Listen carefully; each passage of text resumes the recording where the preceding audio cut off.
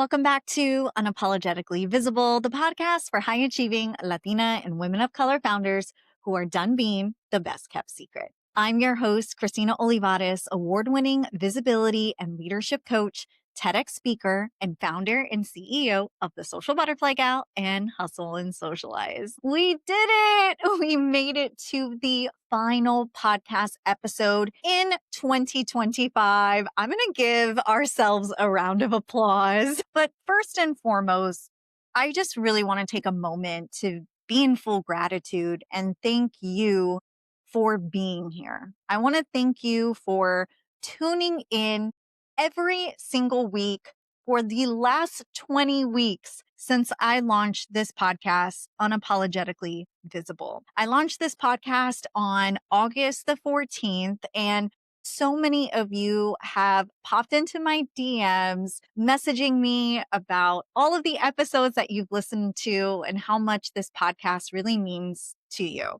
So I just want to take a moment and thank you for sharing the podcast, for leaving a review on Apple Podcasts, or even commenting on Spotify and our YouTube channel. And just thank you for any messages that you have left me on Instagram, LinkedIn, YouTube, email, you name it. Within 4 months of launching this podcast, Unapologetically Visible, I have reached over 1,000 all-time downloads, and that wouldn't be possible without you who tune in and listen and share. So I'm just super proud and very grateful that you are either joining me almost every single week, or maybe somebody sent this podcast to you and you've heard a couple of episodes. Regardless, I just want to take that moment and say thank you. I do want to give a programming note before we get into today's episode that I'm taking a 2-week holiday break from the podcast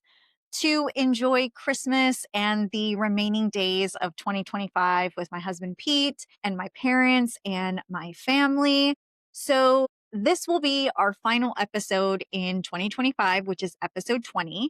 New episodes of Unapologetically Visible will be back on your airwaves on Apple and Spotify and on YouTube starting Thursday, January 8th, 2026, which means over the 2-week holiday break, please feel free to come back to any old episode that you might have resonated with, or send some of these episodes to your business besties who need to hear these episodes, who maybe just need some clarity going into the new year. But again, thank you so much. And this will be our final episode in 2025. All new episodes will come back January 8th, 2026. So since this is the final episode of 2025, I really wanted to focus on several of the wins and breakthroughs that have happened for my one-on-one coaching clients this year, as well as share several of my wins and breakthroughs from my 10th year in business. Last week's episode 19, I dove into some of the hidden barriers that were sabotaging Latina and women of color founders. These hidden barriers that I was witnessing in my one-on-one coaching containers with my clients. And so for this week's episode, I really want to focus on the wins because this is the final episode of 2025. And I really do believe that it's important to end on a high note. And what better way than to share with you some of the breakthroughs and wins that I saw within my clients, and also just things that I have been navigating myself as a business owner, as somebody who's established, who's now going into the next decade in business. And I feel like all of these wins and breakthroughs is also a way for you to kind of get a sense of some of the shifts and pivots that you might need to be making in the new year. I coached over 25 to 30 private coaching clients this year in 2025. I coached women through 4 core offers: private coaching, which is my most intimate, high-level, proximity-based container; VIP days and intensives; and power hour trainings. So I've worked with clients for over a 90-minute intensive to a 1-day container and then long-term 3 to 6 month coaching containers. In between all of that, I coached Latina and women of color founders this year that were making anywhere between 75,000 to 250,000 or more in revenue. And I coached a wide range of founders and businesswomen across many different industries. Some of them were service-based pros and CEOs like therapists, fitness trainers, web designers, branding professionals, photographers. Some of them were also consultants that were navigating DEI cuts. Some of them were marketing strategists or coaches who were desiring for more visibility in both online and offline sectors, creatives who were already outgrowing their local markets, and founders who were navigating motherhood and ambition. And many of these women didn't come to me for coaching, strategic advising, and mentorship because they lacked strategy. They came to me because they were recognizing that their old ways of leading were no longer sustainable.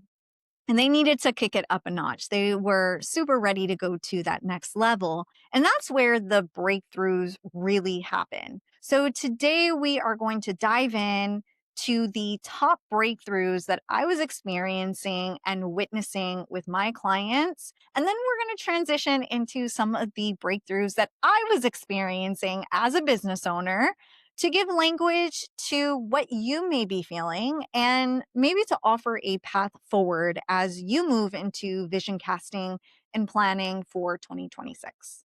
The first client win and breakthrough was visibility that didn't cost you yourself. So visibility is part of the core nucleus of my brand and my coaching. I have my signature framework that's called Visibility to Legacy that I take all of my clients through when they work with me one-on-one in my private coaching ongoing container. So when it came to every single one of my one-on-one clients, visibility was a major theme for them this year, but not in the way that the internet talks about.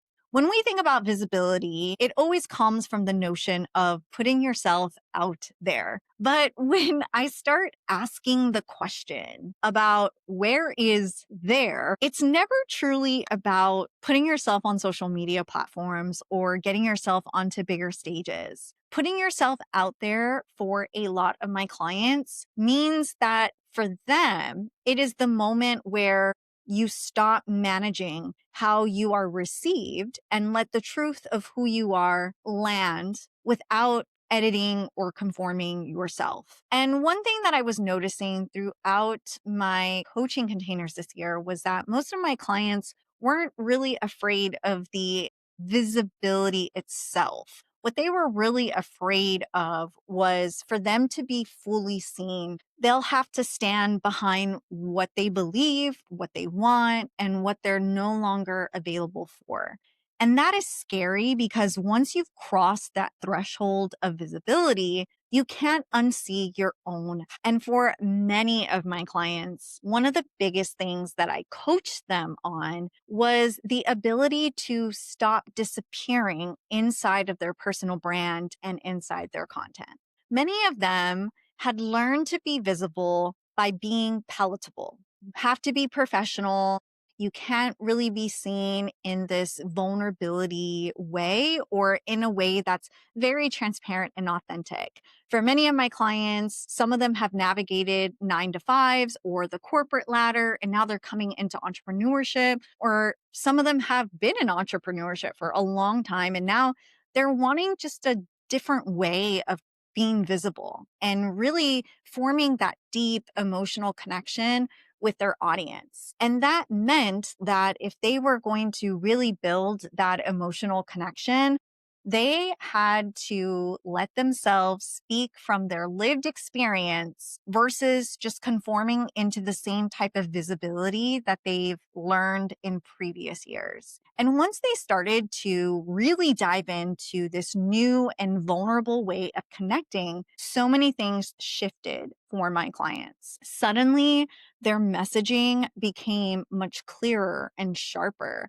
You could tell who they were and what they stand for just by reading some of their copy on their website or their offers, or just by seeing their content that they started to transform on social media through the visibility to legacy framework that I take my clients through. Their presence was starting to become very unapologetic, which was so exciting to see because that kind of visibility focuses on attracting trust. And each of my clients were starting to come out of their visibility shell and were becoming aligned with building a visibility ecosystem that honored where they have been, where they are now, and where they are headed. Each client that I worked with had visibility wins, including landing national publication features digitally and through newspapers and TV segments. Some of them were guests on very popular podcasts and even launched their own podcast this year. They also had some visibility wins on the stages. Like one of my clients landed a TEDx talk,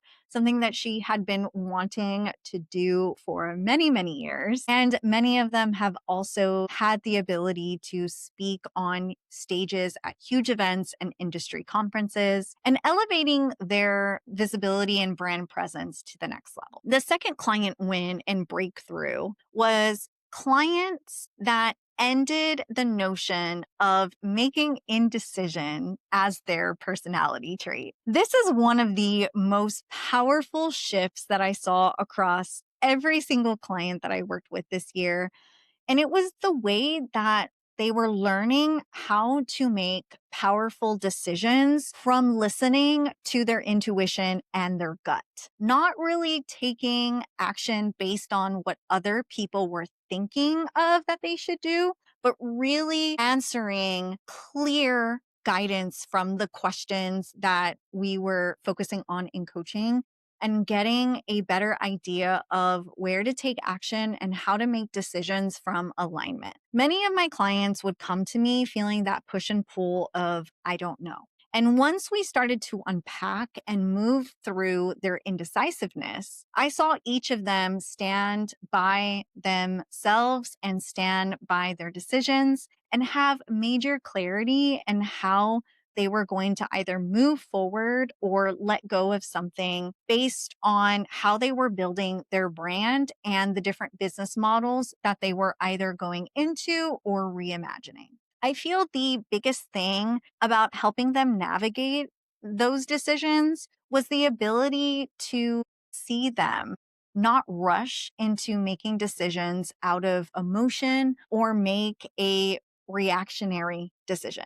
I know many of you that are listening, when it comes to making a decision, sometimes we tend to make decisions out of fear or we lead with that emotion. And so we end up making a decision that later we might regret because we didn't have time to actually process the information and listen to our intuition and our gut. We usually make rash decisions, and that's where we start learning that not so much mistakes, but we start feeling the effects of those decisions. Many of the women that I worked with were carrying the belief that they needed more certainty before they could actually move in action mode. And what we uncovered together was this uncomfortable truth that their indecision wasn't coming from the lack of intelligence or even the lack of having a strategy. It was coming from caution because they didn't want to make any mistakes and they also didn't want to self-abandon. And once that they learned how to locate decisions in their gut, specifically their sacral, not just from the emotional pieces that were all going through their minds, that's when everything shifted and changed. I fully believe that we don't need more information in order to make a decision. We just need to learn how to quiet voices and be able to trust in ourselves and listen to our own voice because we do know the answers. And once they started to tap into their intuition and started to listen to their own voice, that's when their business and most importantly, them as humans became steadier. The third client win and breakthrough was pricing became a reflection of self-trust. Another breakthrough that stays with me deeply this year was around money and around my clients figuring and doing different pieces around their money wounds and dealing with their money trauma, specifically around pricing their offers. These conversations that we were having in our coaching sessions never came from any type of surface level, you need to raise your rates conversation. This was a deeper reckoning underneath it. And it was really because many of my clients were realizing that they were undercharging, underpricing, and really over delivering, which ended up making them feel burned out because they weren't aligning their business model, their business structure with the pricing and with the market demands. They weren't feeling confident about their offers. And that right there, anytime you do not feel confident about your price or your offer or even your business model, that energetic exchange is going to filter out into how you sell and how you price and structure because money is always an energetic exchange. And energetically, if you are already feeling not aligned, that's going to pop up in everything that you do. And so while yes, in 2025, we were dealing with an uncertain economy, many people were getting laid off. We were seeing the elimination of diversity, equity, and inclusion, and our market was up and down, which a lot of my clients would always say that they were really nervous about selling in a moment in time like this because they felt like they were just contributing to the noise and that no one was going to care because people were not spending. And that is the one thing that is really detrimental to a business owner and the way you market is already thinking that you are in your client's pocketbooks. If you already come to the table with this energy that, my ideal client, they don't have the money for this. Why would they want to invest in me? They don't see, they're dealing with all these other things. They're not going to want to spend money. If you're coming in with that type of energy, your client is already going to feel it and you're going to self-sabotage yourself in being able to actually make the sale. And so that's one of the things that I feel shifted with my clients. And one of them had one of the biggest breakthroughs about self-trust when it came to that emotional weight. They finally decided that they were no longer a victim of their circumstances. That was like one of the biggest breakthroughs I saw. And so when we really started to rebuild and shift their pricing and their business model from a place of self-trust, that's where we started to see cleaner sales conversations and them starting to align with aligned clients and have a more predictable income because of the fact that they were finally attracting clients who energetically matched their pricing, their offer, and their business model. Now, these were the top client wins and breakthroughs. And now I want to transition over to some of my breakthroughs and wins because as someone who is a leader and guiding and mentoring other women, I do believe that it is incredibly important to recognize my own transformations and breakthroughs as all of my growth, all of my failures, my successes, my wins, my losses, my results, my breakthroughs, all of these truly aid in taking my own clients to their next level. And one thing that I do believe is true is if I'm not transforming, if I'm not growing or healing and navigating through my own shifts and pivots, then how can I lead others, right? So for me in particular, this was my 10th year in business and we're going to celebrate that because holy moly, to be here 10 years later is such an incredible win on itself. There are many business owners who do not make it past 2 years, past 5 years, let alone 10 years plus. And there's a lot of business owners that are not even, Latina or women of color that survive and make it here. And so I just want to say that is a win in itself. And I think one of the most amazing things was I've had over 6 different business models. I had a business partner. I bought her out. I mean, I've navigated so much business transition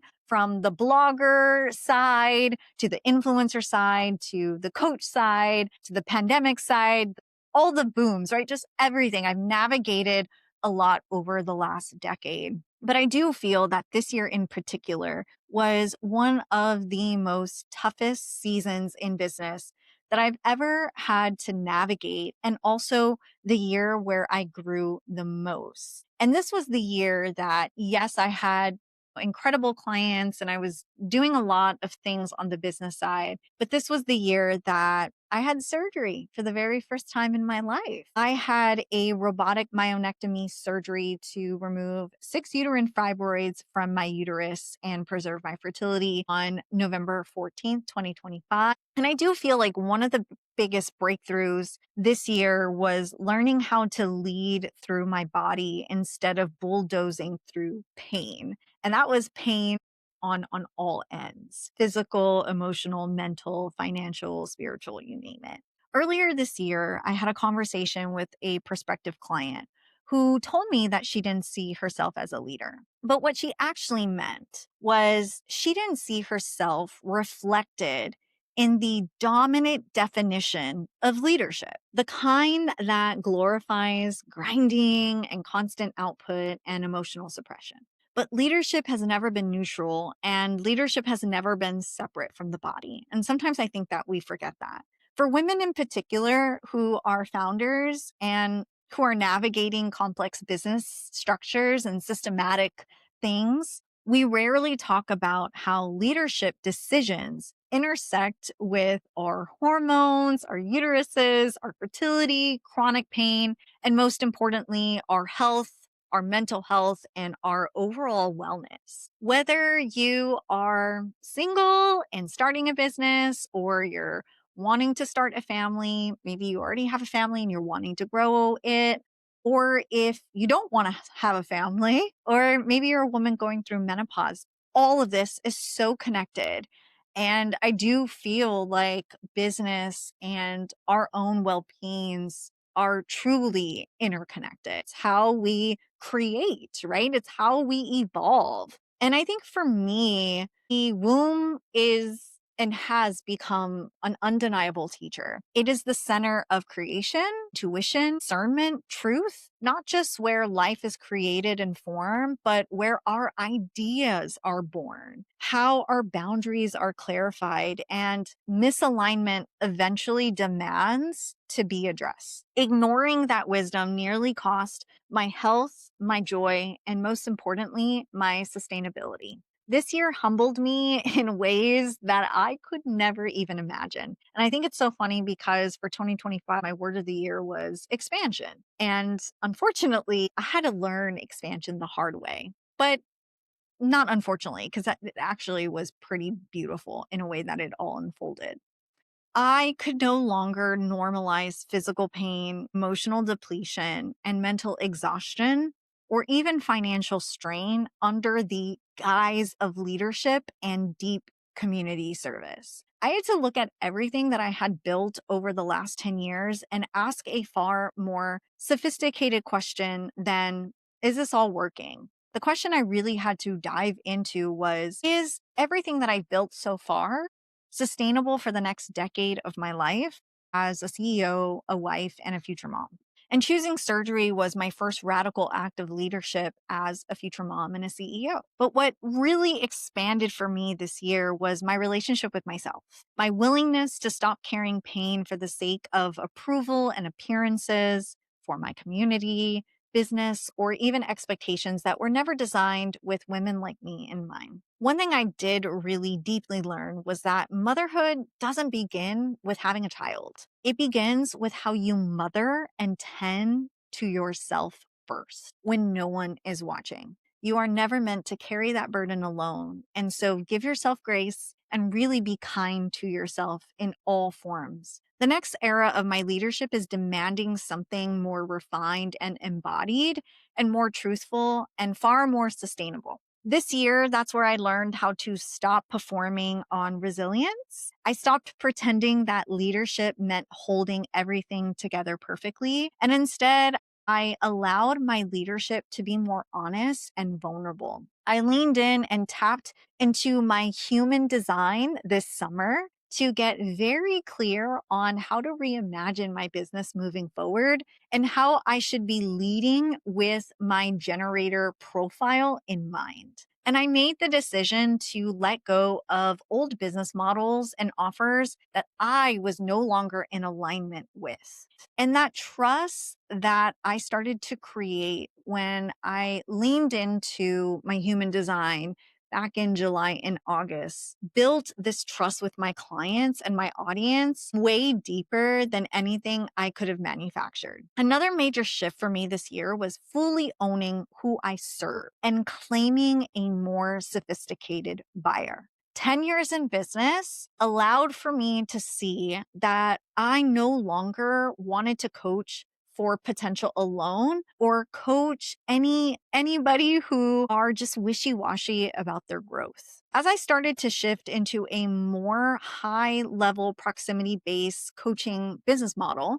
I had to get a deeper understanding of who exactly do I want to serve, and most importantly, the ability to be able to get in front of that audience and the ability to market to that audience, which meant I had to claim a more sophisticated buyer. And I also had to elevate my business model and my messaging and let go of certain things and certain audiences because of the fact that they were no longer in alignment with where I'm wanting to go. Owning that part and claiming a more sophisticated buyer provided so much clarity and changed the game for my business. It allowed me to fully see that my magic and the work that I do is best served in working one-on-one with my clients in long-term coaching containers that are really high level and proximity based access. I am no longer giving access to those who cannot afford this. And it is super important for me to be able to not only say that, but to fully own my power. And I feel like the work and the roots that I've put in within the last 10 years with different business models and different offers and dabbling into many things and serving many different audience sets has allowed me to see what really brings me true joy and fulfillment and where I need to double down on to be able to best serve my audience in the best way possible, and mostly to be in aligned for the next decade in my life and in my business. So before we close this episode, I want to walk you through a quick recalibration that you could use as you start vision casting for 2026.